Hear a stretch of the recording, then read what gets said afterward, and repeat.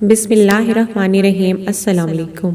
دنیا میں 4 ایسے بدبخت پائے جاتے ہیں کہ جن سے اللہ پاک کو سخت نفرت ہے۔ رسول پاک صلی اللہ علیہ وآلہ وسلم نے ارشاد فرمایا، 4 شخص ایسے ہیں جن سے اللہ تعالیٰ قیامت کے دن بھی بات نہ فرمائیں گے اور نہ ہی انہیں پاک کریں گے اور نہ ہی ان کی طرف رحمت سے دیکھیں گے، اور ایسے لوگوں کے لیے دردناک عذاب ہوگا۔ ناظرین، ان 4 اشخاص میں سب سے پہلا قسمیں اٹھا کر مال فروخت کرنے والا ہے۔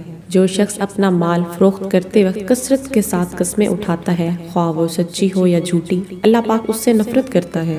اسے چاہیے تھا کہ اللہ پاک پر بھروسہ رکھتا، کیونکہ اگر مال کا فروخت ہونا قسمت میں لکھا ہے تو گاہک نے اسے ضرور خریدنا ہے، اور اگر فروخت ہونا نہیں لکھا تو یہ 1000 قسمیں بھی اٹھا لے، گاہک نہیں خریدے گا۔ لہٰذا ایمان میں کمی اور اللہ پاک پر بھروسہ نہ کرنے نے اسے اللہ پاک کے نزدیک ناپسندیدہ لوگوں میں سے بنا دیا۔ اسلام نے کاروبار میں قسمیں اٹھانے سے منع فرمایا ہے۔ جھوٹی قسمیں تو کسی بھی صورت جائز نہیں، کیونکہ وہ کبیرہ گناہوں میں سے ہیں۔ البتہ اگر کبھی کبھار کسی وجہ سے سچی قسم اٹھانا پڑ جائے تو اہل علم اس کے جواز کے قائل ہیں، مگر اس کو عادت نہیں بنانا چاہیے۔ نمبر 2، متکبر فقیر۔ یہ دوسرا شخص ہے جس سے اللہ پاک کو نفرت اور بغض ہے۔ ایک تو فقیر اور کنگال، دوسروں کا دستے نگر اور محتاج، اور اوپر سے تکبر کر کے اپنی جھوٹی برتری ظاہر کرتا ہے۔ اللہ پاک ہرگز پسند نہیں کرتا ایسے انسان کو۔ اللہ پاک کو تو کسی مالدار اور غنی شخص کا بھی تکبر کرنا پسند نہیں۔ جو فقیر اور محتاج شخص تکبر کرے، جو ہے بھی تکبر اور برتری کے اسباب سے محروم، گویا یہ شخص اپنے عمل سے ثابت کر رہا ہے کہ یہ احکام الہی اور خشیت الہی سے بے نیاز ہے، لہٰذا اللہ کے نزدیک اس کا تکبر کرنا مالدار آدمی کے تکبر کرنے سے زیادہ کبیح ہے۔ نمبر 3، بوڑھا زانی۔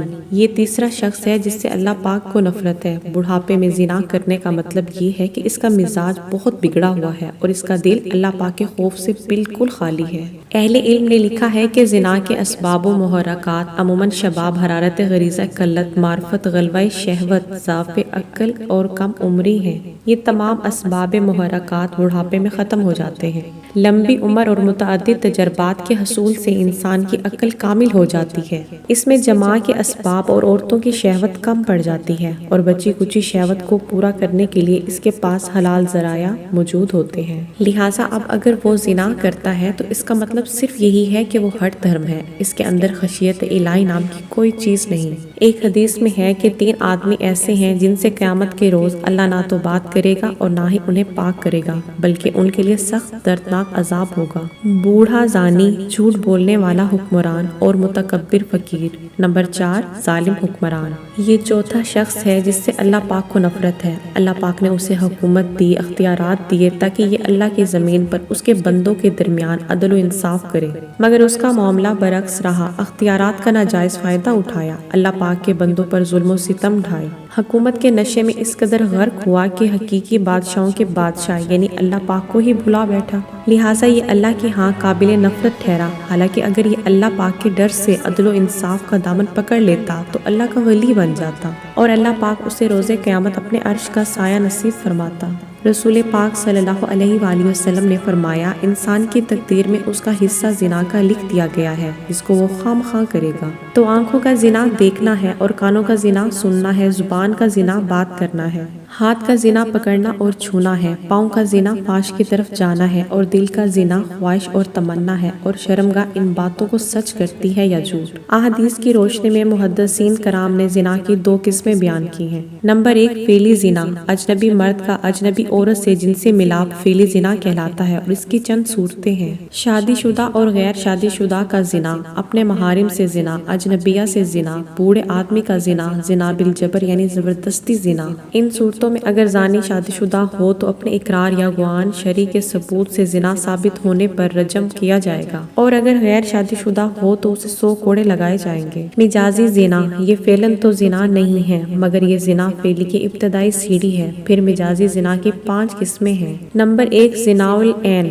نامحرم مرد کا نامحرم عورت کو شہوت کی نظر سے دیکھنا، اور نامحرم عورت کا نامحرم مرد کو شہوت کی نظر سے دیکھنا آنکھوں کا زنا ہے۔ نمبر 2، نامحرم مرد کا نامحرم عورت کی بات شہوت سے سننا۔ نامحرم عورت کا نامحرم مرد کی بات شہوت سے سننا کانوں کا زنا ہے۔ نمبر 3، نامحرم مرد کا نامحرم عورت سے شہوت اور غلط بات کرنا، اور نامحرم عورت کا نامحرم مرد سے شہوت اور غلط بات کرنا زبان کا زنا ہے۔